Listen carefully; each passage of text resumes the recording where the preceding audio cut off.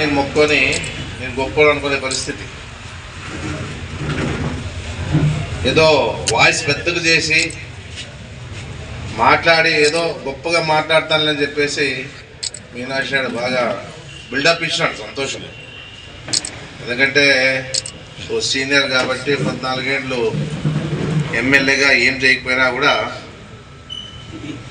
మళ్ళా ఈరోజు ప్రెస్ మీట్లో వచ్చి మాట్లాడాడు. అంటే 4.5 ఏళ్ళు ఆయన ఏమీ మాట్లాడలేకపోయినాడంట. 4.5 ఏళ్ళు నేను ఏమి మాట్లాడలేకపోయినాను.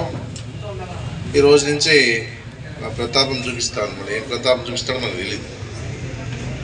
4.5 ఏళ్ళు ఎందుకు మాట్లాడేది? ఏమన్నా ఉంటే కదా మాట్లాడి, ఏదైనా ఉంటే మాట్లాడినా పర్వాలేదు. ఇప్పుడు మాట్లాడినా ఏమైనా ఉందా దాంట్లో? ఇప్పుడు ఏదైనా సబ్జెక్ట్ ఉండి మాట్లాడి ప్రజలకు అర్థమయ్యే విధంగా చెప్తే ప్రజలు కూడా చూస్తారు. సంతోషం.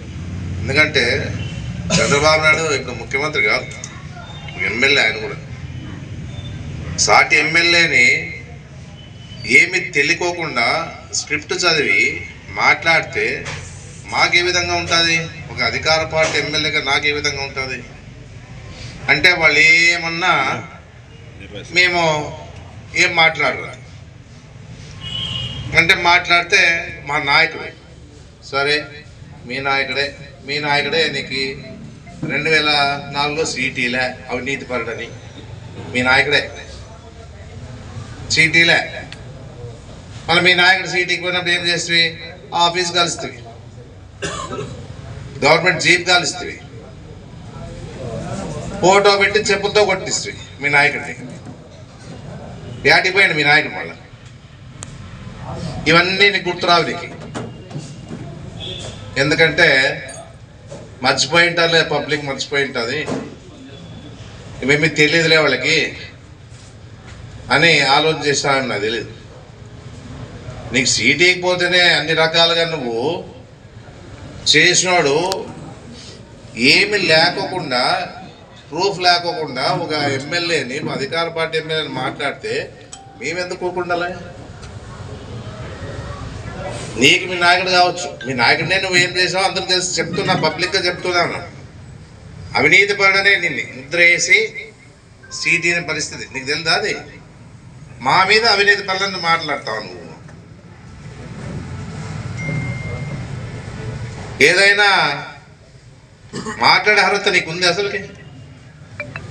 ఏదోలే పోనీ వదిలేసినాం మేము. నీ గురించి ఎప్పుడు కూడా ఏది ఉన్నా ఎన్ని చేసినా మేము పట్టించుకోలే. నీ అవినీతి భాగం అంతా మీ వాళ్ళు ఏమేమి చేసినారు, మీ అవినీతి భాగం అంతా ఎప్పుడో బయట పెట్టినారు అందరూ. నీ కొడుకు వ్యాపారాలు చేసే మార్కెట్లో ఉన్న వ్యాపారస్తుల్ని అందరిని కూడా ఏ విధంగా చేసినాడో అందరికి తెలుసు. ఎంతమంది నాశనం అయిపోయినారో మీ కుటుంబాన్ని నుంచి అనేది అందరికి తెలుసాడు.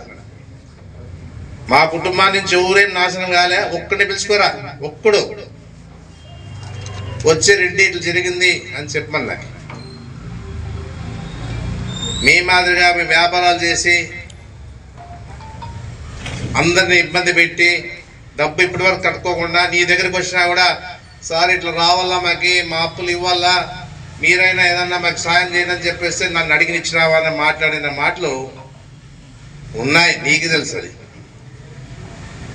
ఇంకా మీ బ్రదర్స్ ఏం చేస్తారో మీకు తెలిసింది, మేము చెప్పే పని ఏం లే. ఇవన్నీ మాట్లాడితే దండికి వస్తాయి. మీనాక్షి నాయుడు మీరు ఊరికే ఏదో మాట్లాడినాళ్ళే, నా కొడుకు మీద భూమి చేయించాను, నా బిడ్డ మీద భూమి చేయించాను, చేయించాను. నేను ఇంజనీరింగ్ కాలేజ్ కావాలని 36 ఎకరాలు కొన్నాను. ఇంజనీరింగ్ కాలేజ్ వస్తేనే నువ్వు రానికుండా చేసినాడు పెద్ద మనిషి నువ్వు. ఇంజనీరింగ్ కాలేజ్ కావాలనుకొని చెట్లను పెట్టాలా, ఆదోని డివిజన్ హెడ్ క్వార్టర్స్ కాబట్టి ఉండాలని చెప్పేసి ఏదో ఒకటి అభివృద్ధి కావాలని చెప్పేసి మా నాయన పేరు పెట్టి ఇంజనీరింగ్ కాలేజ్ పెట్టే పరిస్థితిలో ల్యాండ్ కొన్న వాస్తవమే. అది ఎందుకో సరిపోలేదు, దూరం అవుతా అని చెప్పేసి మళ్ళీ మా వాళ్ళు ఏం చేశారంటే మళ్ళీ వేరే చోట మెయిన్ రోడ్డుకు ఉండాలని చెప్పేసి ఉద్దేశంతో ఆ ల్యాండ్ కొని అక్కడ కట్టాం. ఇచ్చిన మాట నిలబెట్టుకున్నాం. ఇంజనీరింగ్ కాలేజ్ తెస్తామన్నా తెచ్చినాం. ఆ ల్యాండ్ మిగిలిపోయింది. అది నేను డబ్బు ఇచ్చుకున్నానయ్యా. అదే పట్టా భూమి, గవర్నమెంట్ ల్యాండ్ కాదు, అది పట్టా భూమి. అది గుర్తుపెట్టుకోవాలా. నీ పక్కన ఎవరినో కూర్చోబెట్టుకొని దీనికి సమాధానమే ఇవ్వలేదు ఎమ్మెల్యే. ఎందుకు ఇవ్వాలా సమాధానం? నువ్వు ఇచ్చినాడు, ఇప్పుడు నీకు సమాధానం ఇస్తాను. నా తోటివాడు నువ్వు కాబట్టి నేను నా సమాధానం నీకు ఇస్తానయ్యా. ఎందుకంటే వెయిట్ చేస్తా ఉన్నా నేను కూడా, చూద్దాం. ఇంకా ఓపిక అనేది ఉంది కాబట్టి సహనంతో ఉన్నాం మేము కూడా. ఇన్ని రకాలుగా ఇంతమంది మాట్లాడుతూ ఉన్నారు. మాట్లాడి నిజాలు ప్రజలకు తెలుస్తుంది. నా వెనకున్నవాళ్ళు నీ వెనకున్నవాళ్ళ కథ చూసుకో. నా వెనకున్నవాళ్ళ కథ ఎవరు చెప్పద్దు. నా వెనకున్నవాళ్ళు నన్ను ఒక్కడు కూడా వదిలిపెట్టిపోయే పరిస్థితి లేదు. గుర్తుపెట్టుకో. నువ్వు బాగా నువ్వేదో అనుకుంటున్నావు. నువ్వు నీ అనుకున్నవాళ్ళు ఎంతమంది బాధపడతారని,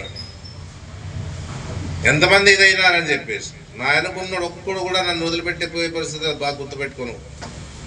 నీ అనుకున్నాడు పోవచ్చేమో, దిక్కులు కోరు, పదవులు కావాలని చెప్పేసి, ఎమ్మెల్యే సీట్లు కావాలని చెప్పేసి పోతారేమో. కానీ నా అనుకున్నాడు ఒక్కరు కూడా వెనకడికి తెలిసే పరిస్థితి లేదు. ఇన్నేళ్ళు అయింది మా వాడు ఒక కార్యకర్త కానీ, ఒక నాయకుడు కానీ ఆ పార్టీ వైపే చూడలేదు. మా వాళ్ళు ఎంత ఇబ్బందులు పెట్టినా, ఎన్ని కేసులు పెట్టినా, ఎన్ని ఎస్సీ కేసులు పెట్టినా మా వాళ్ళు వెనకాడికి వేయలే. ధైర్యంగా నిలబడి నన్ను 3 సార్లు ఎమ్మెల్యే చేయగలిగిన సత్తా వాళ్ళలో ఉందని చెప్పేసి కూడా గొప్ప చెప్పుకుంటాను. వాళ్ళే నాకు దేవుళ్ళు. వాళ్ళ సహకారమే నాకు శ్రీరామ రక్ష, ప్రజల అండ, ఇవన్నీ నాకు ఉన్నాయి. ఏదున్నా కూడా ఊరికి కావాలనుకొని ఎప్పుడు ఆశించే పరిస్థితి మేము రేయండి. ఒకవేళ నువ్వు మీ తాతల కాలంలో భూస్వామి అయిండొచ్చు, నాకు తెలియదు. మా తాతల కాలం నుంచి, మా నాయన కాలం నుంచి, మా నాయన ఒకటే నేర్పినాడు మాకంతా కూడా. ఊరు ఆశించొద్దండి, ఊరిని బాధ పెట్టొద్దండి, 2 మాటలు చెప్పిండేది మనకి. అంతేగాని మీరు ఎన్ని మాటలు మాట్లాడినా ఏమీ కూడా జరిగేదేం లే. ఎందుకంటే ఎలక్షన్స్ వస్తూ ఉన్నాయి. మీ పార్టీలో అభ్యర్థులు ఎక్కువ ఉన్నారు. ఎవరు ఎక్కువ మాట్లాడితే వాళ్ళు సీట్ వస్తారని చెప్పేసి ఆశతో మాట్లాడుతారు. ఒక ఎమ్మెల్యేనే టార్గెట్ చేసుకొని మాట్లాడితే ఇంకా మార్కులు పడతాయని చెప్పేసి ఉద్దేశంతో మీరు మాట్లాడే మాటలు ప్రజలకు తెలుస్తూ ఉంది. ఏదున్నా ఏ దానికి వెనకడిగేసే పరిస్థితులే. ఇంకా కొన్ని విషయాలు ఏమంటే వాళ్ళు అన్నిసార్లు చేసిండే కార్యక్రమాలు ఏమంటే, సొంత బంధువే రంగస్వామి గారు బోర్డుకు సంబంధించి, అంటే టీబీపీ బోర్డుకు సంబంధించిన 27 లారీల్ని దోచుకొని మన గోడౌన్కి సంబంధించిన ఏం పేరు, ఆయన పేరు పాండురంగయ్య, ఆర్ఐ పాండు, ఉద్యోగమే ఊడిపోయి, సాలే వాళ్ళు ఉద్యోగం ఊడిపోయాయండి. ఇంకా టీబీపీకి సంబంధించిన అధికారి, ఇంజనీరు సస్పెండ్ అయిపోయాయి. మనం అధికారంలోకి వచ్చినాకే మళ్ళీ రీకవర్ చేసి మనము సహకరించాలని చేయడం జరిగిందని చెప్పేసి కూడా చెప్పడం జరుగుతూ ఉంది. నీ అవినీతి భాగం అంతా బాగా తెలుసు కాబట్టి, ప్రజలు తెలుసు కాబట్టి, ఏదో 2009లో నన్ను ఓడించినా అనుకుంటా ఉన్నావు. నువ్వు నన్ను ఓడించినా 2009లో పెద్ద మెజార్టీతో నన్ను ఓడించిందేం లేదు. నా పొరపాట్ల వల్ల నేను ఓడిపోయినాను అంతే. ఆ రోజులో నా పొరపాట్లు. ఎందుకంటే ఆ రోజు పిఆర్పి ఆ రోజు పార్టీ పెట్టారు కాబట్టి, మైనార్టీల తరఫున నిలబడ్డారు కాబట్టి, మైనార్టీలంతా కూడా మా ఓట్లన్నీ అక్కడ వేశారు కాబట్టి కొద్దిగా తేడాతోనే పోలేదు, నేను ఓడిపోలేదు. అది అన్యాయం జరిగింది. అక్కడ రీకౌంటింగ్ పెట్టింటే ఆ రోజుల్లో పరిస్థితి ఏమని తెలుస్తూ ఉంది. రీకౌంటింగ్ పెట్టగానే నేను పొరపాటు చేసినా అని చెప్పేసి కూడా నేను చెప్పడం జరుగుతూ ఉంది. ఇన్ని రకాలుగా ఈరోజు మీ పార్టీలో నమ్ముకున్న వాళ్ళు ఎంతమంది నాశనం అయిపోయినారో తెలుసా నీకు? ఎలుగే పాండు సీట్ ఇచ్చినప్పుడు ఏం చేసినావు? ఓడించినావు. కృష్ణంకి ఇచ్చినప్పుడు ఏం చేసినావు? నీకు సీట్ రాలేదని అరాచకాలు చేసినావు. మళ్ళీ ఈ విధంగా మీ నాయకుడి మీద అభిమానం ఉంటే ఎందుకు ఇట్లా జరుగుతామంటే నీకు సీట్ ఎవరు ఇచ్చినారు? రామారావు ఇచ్చినాడు. నువ్వు చేసిందేమి? రామారావుని ఆ రోజున గద్దె దించడానికి చెప్పులతో విసిరించిన పరిస్థితి మీ పార్టీలో మీ చరిత్ర ఉందని చెప్పేసి కూడా చెప్పడం జరుగుతాడు. అంటే ఇలాంటి చంద్రబాబు నాయుడు రామారావు ఇబ్బంది చెప్తా ఉన్నారు. మేమంతా కూడా ఆ రోజుల్లో మేము ఎప్పుడు కూడా ఆ రోజుల్లో రామారావు పార్టీగా మేము నిలబడినాం. ఆ రోజుల్లో రామారావు అంటే అభిమానంతో ఉన్నాం. మీ మాదిరిగా సీట్ ఇచ్చిన వాళ్ళని అధికారం దించేదానికి ఆ నాయకుడినే చెప్పులు ఇచ్చిన ఘనత చరిత్ర మీద ఉంది. గుర్తుపెట్టుకోండి బాగా మీరు. అందుకే అది ఇంకా ఆయన బాధ ఇంకా పోదు మీ పార్టీకి. ఇప్పుడే పోయింది అనుకోవద్దండి. అలాంటి చంద్రబాబు నాయుడికి నేను గౌరవం ఇవ్వాలనా? అంటే ఆ రోజులో అభిమానంగా ఉన్న రామారావుని మీరు చెప్పులతో కొట్టించి ఆయన లేకుండా చేసిన పరిస్థితుల్లో ఉన్న మీరుకి ఈ చంద్రబాబు నాయుడికి నన్నంటే నేను నోరు మెదపకుండా ఉండాలనా? రాజకీయం కాదు నాకు ముఖ్యమో, ఆత్మాభిమానం ముఖ్యం మాకు. ఏదన్నా నోరు అదుపు నువ్వు పెట్టుకోవా, నోరు అదుపులో పెట్టుకోవా. నువ్వు చేసిండేది ఏముంది? నువ్వు చేసేది ఏం చేస్తావు? నువ్వు అధికారం రేపు వస్తుందని అనుకుంటున్నావు నువ్వు. సరే అధికారం వస్తే ఏం చేస్తావు? ఆదోళన అందరం తలకాయలు ఎరించుకుంటూ పోతావా ఏమన్నా? ఇప్పుడే ఏం లేకుండా ఇట్లుండదు. రేపు అధికారం నిజంగా వచ్చింది అనుకుంటే వాళ్ళ ఊహలో ఉంటే అంటే ప్రజలు ఆలోచన చేయాలనుకుంటున్నారా మీరు? అంటే మీ ఇష్టానుసారం చేస్తే ప్రజలంతా చూస్తూ ఊరుకుంటారు అనుకుంటున్నారా మీరు? ఏదోలే మనకు నా వరకు నేను చంద్రబాబు నాయుడు మాట్లాడినాను. నా వరకు నేను చంద్రబాబు నాయుడు విమర్శించినాను. మిమ్మల్ని అంతా మిమ్మల్ని విమర్శించే పరిస్థితి కూడా నాకు లేదు. ఎందుకంటే మీకు అర్హత కూడా లేదు. మీకు ఏదన్నా మీరేదో గొప్పగా మాట్లాడాలనే ప్రజలంతా నేను చెప్పింది నమ్మతారని అనుకుంటా ఉన్నారేమో. అవన్నీ జరిగే పని కాదు. ముందు నీ కుటుంబంలో ఇప్పుడు ఎంతమంది నీ అప్పులున్నావో, నీ కొడుకు అప్పులున్నాడో ముందు అది తీర్చి నాతో మాట్లాడు. ఆ కుటుంబాలు ఏమైనాయో అది చూసుకొని మాట్లాడు నా దగ్గర. ఆ కుటుంబాలు ఏమైనాయో, ఎంత నాశనమైనారో అది చూసి మాట్లాడాల. నీవు నీతి నిజాయితీగా ఉంటే.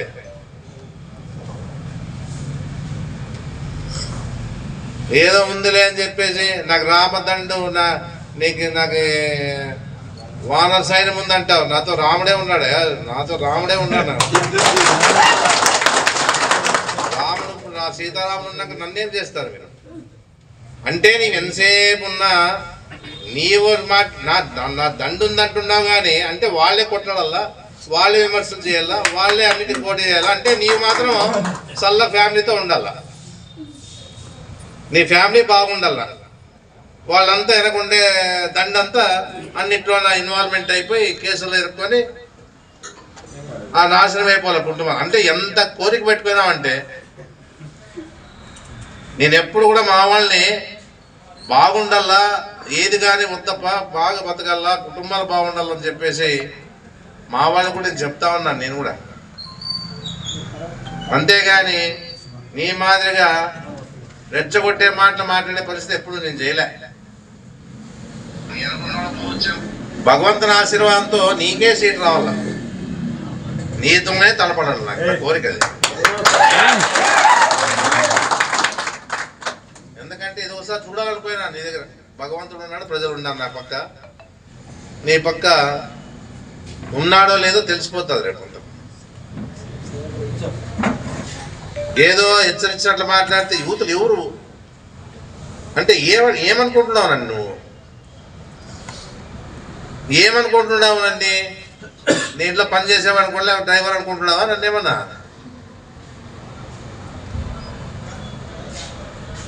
నీకంటే అన్ని చూసినాను నాయుడు గారు, ఇవన్నీ మాట్లాడద్దండి.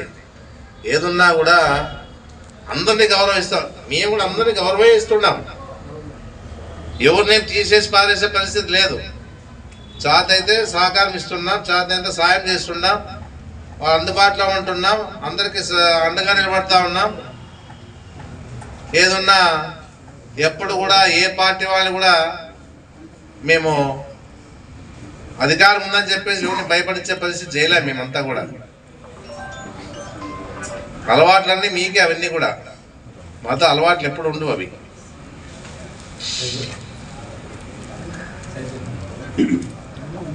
ఈ విధంగా నువ్వు ఎన్ని మాటలు చెప్పినా ప్రజలు నమ్మే పరిస్థితి లేరు.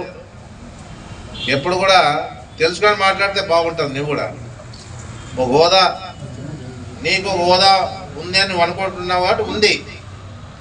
నాకి కూడా ఒక ఫ్యామిలీ ఉంది, ఫ్యామిలీ బ్యాక్గ్రౌండ్ కూడా చూడాలి. నువ్వు ఎవరో చెప్పినారు నీ కొడుకు పేరు మీద భూమి చేశావు, నీ కూతురు మీద భూమి చేశానయ్యా. నా భూమి కొన్నాను, డబ్బులు ఇచ్చి కొన్నాను, నా కొడుక్కి కూతురు చేసినాను. వాళ్ళకు కూడా ఉండాలి కదా, పుట్టించుకున్న తర్వాత వాళ్ళకి ఏదో చేయము కదా. మేము కూడా ఏదేదైనా రికార్డెడ్గా ఉంటేనే కొంటాం మేము.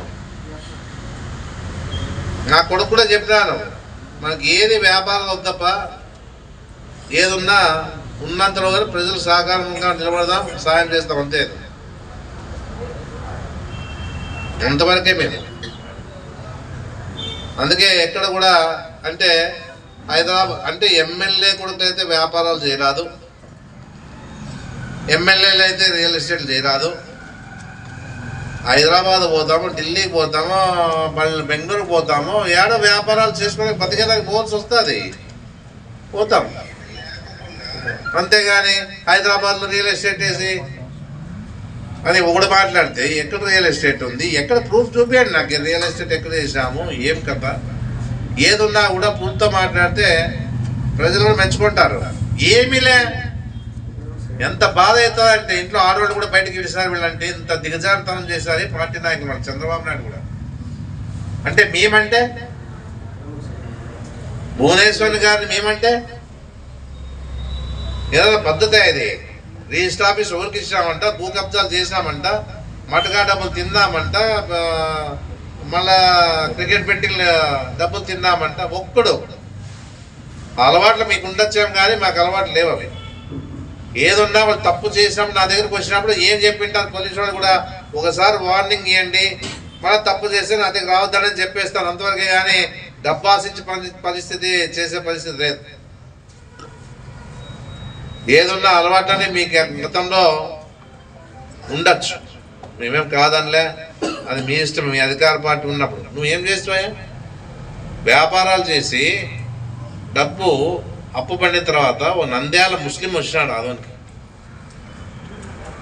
ఎంత 6 లక్షలు 7 లక్షలు ఆయనకు రావాల. ఆయన వచ్చి నీ ఫ్యాక్టరీకి వస్తే శివమై బయట పడిపోయినాడు. నీ ఫ్యాక్టరీలోకి వస్తే శివమై బయటకు వచ్చినా అంటే ఇంతకింత దారుణం ఉందే. నీ ఫ్యాక్టరీకి వచ్చినాడు, శివమై బయట పడిపోయినాడు. ఆ రోజు నీ అధికారం ఉంది, నీ ఇష్టానుసారంగా ఆట ఆడినావు.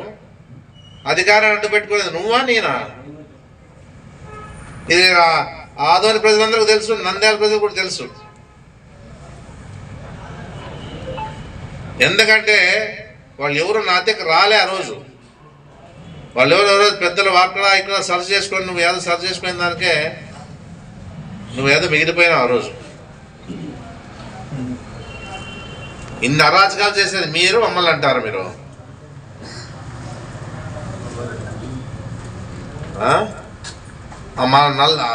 ఇంకోటి ఇలా మెయిన్ రోడ్లో కాలేజీ దగ్గర అందరికి తెలుసు. అది ఎవరిది? అది నల్లారెడ్డి మఠం ఉంది. అది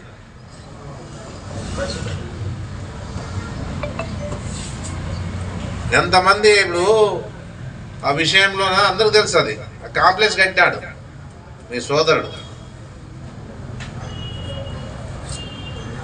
ఎందుకంటే మేము కూడా మా దగ్గరకు వస్తారు, ఎవరు పాపం పోతారు లేని వదిలేస్తాం మేము. ఎవరు పాపం వాళ్ళు పడిపోతారో ఇదేం శాశ్వతం కాదని చెప్పేసి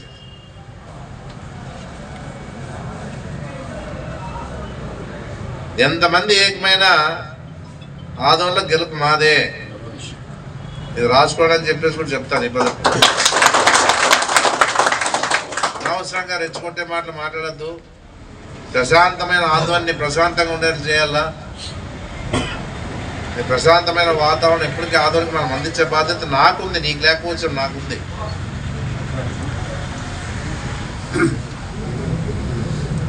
ఎంపీటీసీ ఎలక్షన్లో ఒకసారి ఎంపీటీసీ ఎలక్షన్లు వచ్చింటే మన ఆందోళనలోనే మనము అధికారంలో ఉన్నప్పుడు ఏ విధంగా ఆ రోజు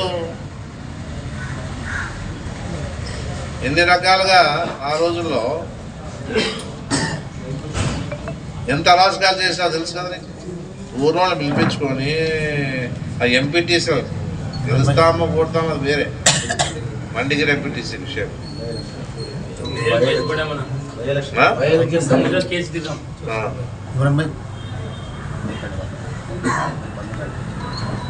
ఎంతమంది ఇప్పుడు చూడి మన పిల్లోడు ఉన్నాడు మండిగిరిలోనే, ఏం పేరు, చిన్న మావాడు, మా పిల్లోడు, మాకు బాగా ఫ్యామిలీ ఫ్రెండ్ ఉండే ఆయన కొడుకు చిన్న అని.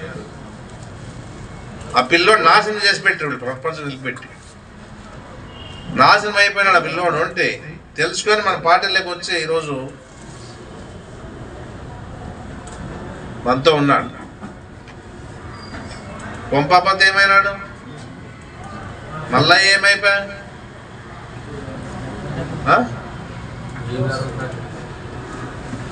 JVR factory ఏమైపోయా. ఆ రోజు మెటీరియల్స్ అందిస్తే ఆ రోజు దీనికోసం జేవిఆర్ ఫ్యాక్టరీనే నాశనం అయిపోయారు కుటుంబాలన్నీ కూడా.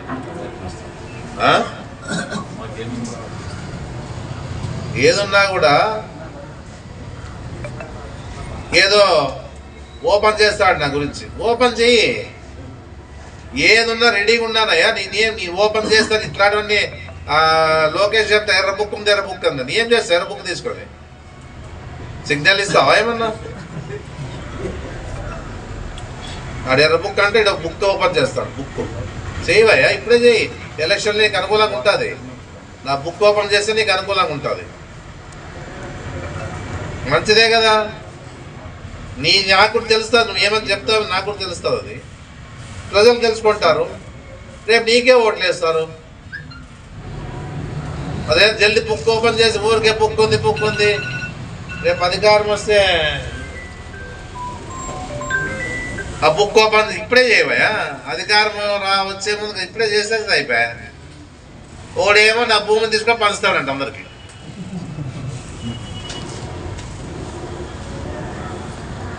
సారం ఉన్నన్నాడు ఉంటుంది, చూద్దాం. దేవుడు ఉన్నాడు, మేమున్నాము. ఏదున్నా ఒకటే చెప్తా, వయసులో పెద్దవాడు నువ్వు, నీకు కూడా గౌరవం ఇస్తాము. ఆ గౌరవాన్ని నువ్వు పెట్టుకుంటే మంచిది. ఇవన్నీ విషయాలు కూడా మర్చిపోయింటారు జనం. నేను చెప్పేవన్నీ కూడా మర్చిపోయింటారు అప్పట్లో. ఇప్పుడు మళ్ళీ గుర్తు చేసుకుంటున్నాం అంతే నా ద్వారా.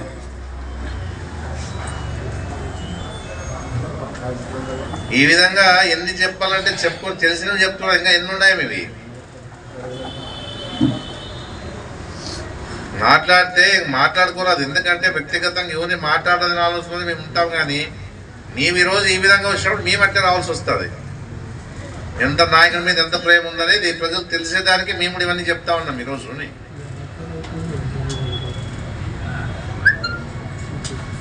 మీ విధంగా మాకు నీ మాటలు మాకు రావు.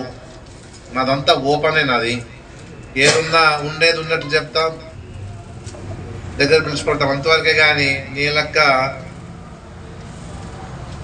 నిన్నే యాక్టర్గా కావాల్సి ఉంటుంది. రాజకీయ నాయకునైనా అంతే.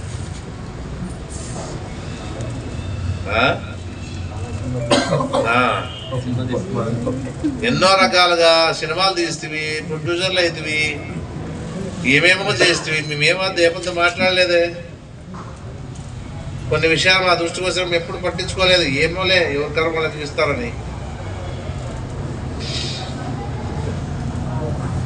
అన్ని దుష్ప్రచారాలు చేస్తే ప్రజలు నమ్ముతారులే అని చెప్పేసి ఒక ఆలోచన. అంటే రిపీట్ అనమాట, మైండ్గా వాడేది. చెప్తూనే ఉంటారన్నమాట, రీల్ తిరుగుతూనే ఉంటుంది. అది ఓటీ ప్రూఫ్ ఉండు. ఇప్పుడు నన్ను నమ్ముకొని ఉంటారు, ఏదో వ్యాపారాలు చేసుకోరాదా? నా వెనక ఉంటారు, నా ముందు ఉంటారు, వెనక ఉంటారు, నా పక్కలో ఉంటారు అంటే వ్యాపారాలు చేయరాదా?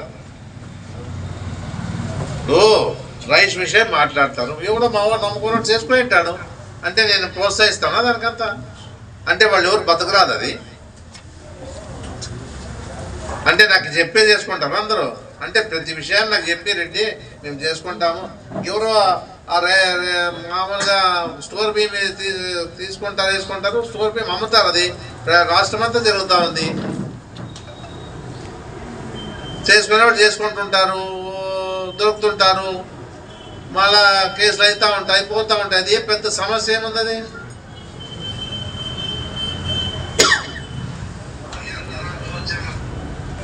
ఈ విధంగా ఈరోజు మీ ద్వారా అన్ని చెప్పించే పరిస్థితి చేసిన సంతోషమే. ఒకటి మాత్రం గుర్తుపెట్టుకో, నువ్వు ఎంత గట్టిగా సౌండ్ చేస్తే, సౌండ్ పెద్దగా చేస్తే నీ ఆరోగ్యం దెబ్బతింటుంది, గుర్తుపెట్టుకో. వయసు వచ్చినట్లల్లా మనం తగ్గల్లా. ఏదో పక్కన చూస్తే నీకు ఎట్లా అంటే వెనకలా ముందు పక్కన చూసా అంటే అది ఏదో ఊగిపోతుంటావు. అది కాదు, అది మంచిది కాదు. అది ఎందుకు ఊగుతావో తెలీదు, ఏం మాట్లాడతావో తెలీదు. ఇవన్నీ నువ్వు ఆలోచన చేసి మాట్లాడేది నేర్చుకోవాలని చెప్పేసి ఒక పెద్ద మనిషిగా నీకు నేను ఎదుగు పలుకుతా ఉన్నాను. ఇలాంటివన్నీ కూడా ప్రూఫ్ ఉంటే చెప్పు, పెట్టు. లేకపోతే ఇట్లా మించి అదేమంటారు ఏ సిగరించుకోలేదు. ఎందుకంటే నువ్వు మేము భూస్వాములు అంటావు, మేము భూస్వాములే.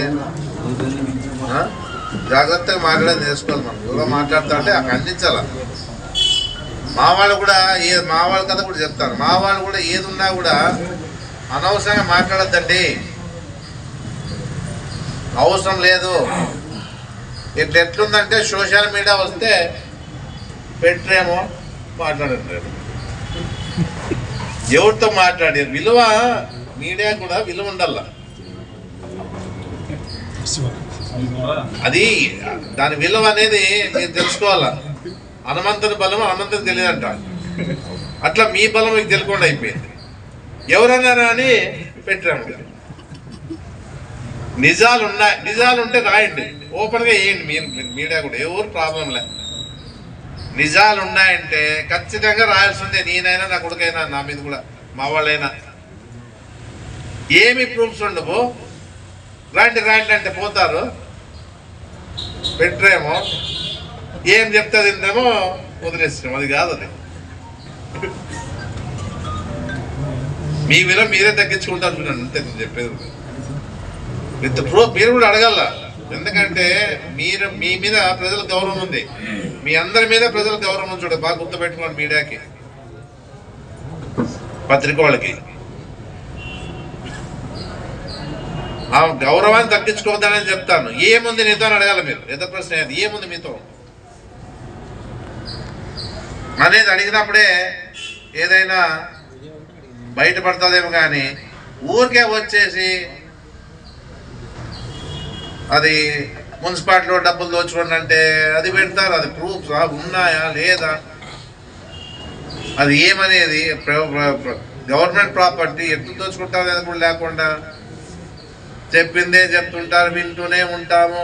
ఆ సోషల్ మీడియాలో వస్తూనే ఉంటుంది. అందరికి సమాధానం చెప్పలేదు కదా. నేను కూడా నాకు తగ్గట్టుగా నేను సమాధానం చేయ. ఈరోజు వచ్చాడు కాబట్టి నా కూతురుది నా కొడుకుది ప్రూఫ్తో సహా మీకు ఇస్తాను. ఏమనేది కూడా మీడియా ద్వారా నేను రిలీజ్ చేస్తాను. ఎప్పుడు ఆ భూమి ఎప్పుడు ఎవరు కొన్నారు, 90లో ఎవరు కొన్నారు, ఆ భూమి ఎవరు అంతకుముందు, ఆ పట్టా అప్పట్లో ఎవరి పేరు మీద ఉంది, ఇదే గవర్నమెంట్ మీద పట్టా భూమే, ఎవరు అమ్మినారు, ఎవరు కొన్నారు, ఎవరితో నుంచి ఎవరు కొన్నామనేది డీటెయిల్గా ఉంది. ఆ గవర్నమెంట్ ల్యాండ్ ఎట్టి పరిస్థితులు కాదు, సర్వే నెంబర్తో సహా మేము పెట్టాం, అన్నీ కూడా ఉన్నాయి. చూసైనా మీరైనా నిజాలు పబ్లిక్ చెప్పని నేను కోరుతాను మీకు అందరు కూడా. ఏది కూడా దయచేసి నేనిచ్చినా ఇంకోరు ఇచ్చినా ప్రూఫ్లు ఉంటేనే ఇవ్వండి. అది మంచిది జరుగుతుంది అందరు కూడా.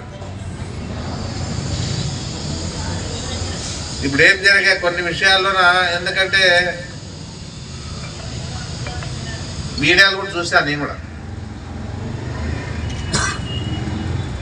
వ్యాపారం అవార్డు చేస్తున్నాడు ఆడ పాండరంగ ప్రాంపుడితో లేఅవుట్ చేసుకుంటున్నాడు మనోడు. మన పిల్లోడంతా లేఅవుటే చేస్తున్నాడు, నాన్ లేఅవుట్ కాదు అది. ఆ పక్కనే వేరే అంటే మనకు సంబంధించిన వాడు ల్యాండ్ కొన్నాడు.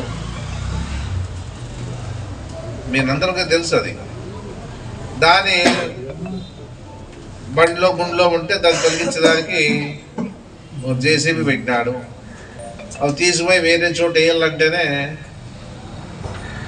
అది వేరే మార్గంలో పోయినాడు. అంటే పోల్సిన మార్గంలో కూడా ఇంకో మార్గంలో పోయినాడు.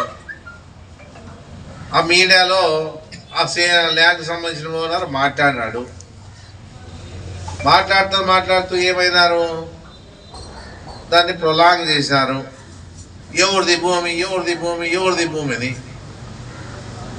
ఏం చేసా లాస్ట్కి వాడికి ఏం పుట్టిందో ఏం రోగం వచ్చిందో మనకు తెలీదు. ఇది మనోజ్ రెడ్డిది అన్నాడు. ఇంటి మళ్ళీ చెప్పేది, నీ పేరేమన్నారు, సంజీవ్ రెడ్డి అన్నాడు. ఇట్లాంటివన్నీ ఇప్పుడు వాళ్ళకి ఏదో రకంగా వాళ్ళకి మనతో ఉంటారు కాబట్టి వాళ్ళు ఏం జరిగిందో తెలియనప్పుడు కొన్ని విషయాలు చెప్పినప్పుడు అవన్నీ నిజాలు కాదు కదా. అది ఎవరు అనేది కూడా బయటకు వచ్చి మీ వీడియో చూస్తే మనకు అర్థమైపోయా, ఎందుకు ఇట్లా చెప్పినామంటే తప్పైంది అంటారు. ఆ ల్యాండ్ వాళ్ళు పిలిపించి ఏంది ఇట్లా మాట్లాడితే ఏంటంటే లేదు సార్ మళ్ళా ఎవరో అంటే ఇదంతా బ్యాక్గ్రౌండ్ అనమాట. ఎవరో ఏదో రకంగా మన మీద నిందలేసేదానికి ఇవన్నీ ప్రయత్నాలు. నీకు ఏం చెప్పినా, ఎన్నోసార్లు చెప్పినా, నా దృష్టికి రాండి, మీకు ఏం అన్యాయం చేసినా, నేను చేసినా, నా కొడుకు చేసినా, మా ఇంట్లో వాళ్ళు చేసినా, మా బంధువులు చేసినా, మా స్నేహితులు చేసినా, మా కార్యకర్తలు చేసినా రాండి అయ్యా, మీకు ఏం అన్యాయం జరుపుకొని చూస్తా అని ఎన్నిసార్లు చెప్పినాను. ఊరికే ఆ టీల బంగ్లతో కూర్చొనేది మాట్లాడేది. ఇప్పుడు ఇంత మీడియా ఉంది, ఇంత ప్రెస్ ఉంది, మళ్ళీ ఇన్ని రకాలుగా ఉన్నప్పుడు ఇన్ని పార్టీలు ఉన్నాయి, దోపిడీ ఎట్లయితుంది? ఇది నేను దోపిడీ చేసినా అనుకో ఊరేగింపు రావచ్చు కదా, ప్రూఫ్ తీసుకోవచ్చు, ఊరేగింపుతో వచ్చేసి కంప్లైంట్లు ఇవ్వచ్చు కదా. సరే చంద్రబాబు నాయుడు అవినీతి పరుడు కాదంట, మళ్ళీ 53 రోజులు జైల్లో ఉన్నాడు, అవినీతి పరుడు కాదు పాపం. ఆయన స్వతహాగా వ్యాపారాలు చేసి సంపాదించిన అని చెప్పేసి మీనాక్షి రెడ్డి చెప్పినాడు. అది కక్ష సాధింపుతోన అదే జగన్ గారు లోపేపించిన అని చెప్పేసి భ్రమ పట్టిస్తున్నారు.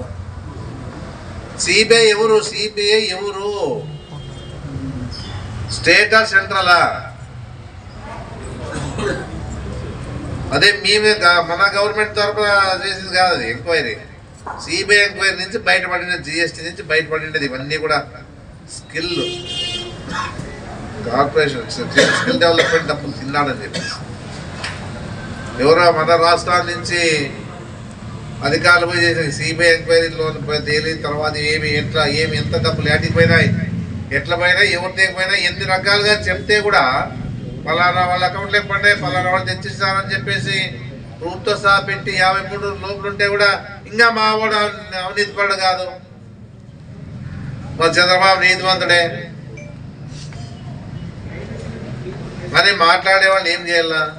వ్యాపారం చేసి సంపాదించుకోరాదని ఎవరు రూల్లే, మనం కదట్లే. అందుకే ఏదున్నా కూడా మాట్లాడేటప్పుడు నేనైనా మీరైనా ఆలోచించి మాట్లాడితే మంచిదని చెప్పేసి మీ అందరి సమక్షంలో, ఇంకా ఏమన్నా నాకు గుర్తుకు లేవు కానీ గుర్తుండేవని చెప్పినాను. ఎప్పుడు కూడా ఫ్యామిలీని బయటకు లాగొద్దండి. వ్యక్తిగతంగా రాజకీయంగా నీకు నాకేమంటూ మాట్లాడుకుందాం, కానీ మీరు స్క్రిప్ట్ రాసిచ్చి రిజిస్ట్రేషన్ ఏమో నా భార్య కంట, భూ కబ్జాలేమో నా కొడుకు కంట, మటకా డబ్బులు తర్వాత క్రికెట్ బెట్టింగ్లు నాకంట, ఎవరైనా ఒక్కటైనా దీంట్లో నిజాలు ఉన్నాయని చెప్పేసి ఎక్కడ రిజిస్ట్రేషన్ ఆఫీస్లో కానీ ఎవరైనా వచ్చి ఊరికి అనవసరంగా రిజిస్ట్రేషన్ ఆఫీస్లో మేము చెప్పేవారు పెండింగ్ పెడతామంట. ఏదైనా భూములు కొనుగోలు చేయాలంటే భూమి ఏడ కొన్నానయ్యా, నేను ఎక్కడ కొన్నాను, ఆ 50 ఎకరాలు తప్పితే ఏడ కొన్నాను అని అడుగుతా ఉన్నాను నేను. అదేదో కాలేజ్ కోసం కొన్నాం కాబట్టి అది కూడా నేను ఇస్తా ఉన్నాను గవర్నమెంట్కి. ఎందుకంటే మెడికల్ కాలేజ్ వస్తా అని చెప్పేసి ఉద్దేశంతో గవర్నమెంట్ కాలేజు వస్తే మంచిదని చెప్పేసి ఆలూరు డెవలప్మెంట్ కావాలని 50 ఎకరాలు భూమి ఇస్తాను, ఇక్కడ ఎవరిని ఇబ్బంది పెట్టొద్దంటే రైతులని చెప్పేసే పరిస్థితిలో నేను అధికారులు కూడా చెప్పిన నా భూమి ఇస్తానా ఎవరిని ఇబ్బంది పెట్టొద్దండి. అయినా వాళ్ళు ఎందుకో కానీ ఏం చెప్పినారో తెలియదు కానీ నాకేం 1000 ఎకరాలు ఉన్నట్లా చెప్పి దాన్ని ఏదో ఎమిల్లూరు పోయి చేసి అక్కడ రైతులను ఇబ్బంది పెట్టి తీసుకునే పరిస్థితి జరిగింది. అయినా మేము నచ్చ చెప్పాం రైతులకి, డెవలప్మెంట్ అవుతా ఉందయ్యా, అందరూ కూడా సహకరించడం అని చెప్పేసి. ఇప్పుడు కొన్ని మంచి పనులు జరిగినప్పుడు కొన్ని తప్పదు కాబట్టి, ఇప్పుడు బైపాస్ రోడ్డు తప్పదు. ఇప్పుడు బైపాస్ రోడ్ వస్తే అన్ని రకాలుగా ల్యాండ్స్ పోతాయి, ప్రాంతాలు పోతాయని తెలుసు అందరికి. అందుకే ఈసారి ఏదున్నా కూడా దయచేసి మాట్లాడదండి అని చెప్పేసి ఒక తెలిసిన వాళ్ళగా చెప్తా ఉన్నాను. ఏదున్నా సీట్ తెచ్చుకో, నిలబడదాం, ప్రజల్లోకి పోదాం, ఎవరైనా దైవాధీనాలు గెలుపుకోవటమని చెప్పేసి కూడా చెప్పుకుంటూ నేను సెలవు తీసుకుంటా ఉన్నాను. ఏదన్నా మా వాళ్ళు కూడా మాట్లాడతావా నువ్వు లేదా? మా డాక్టర్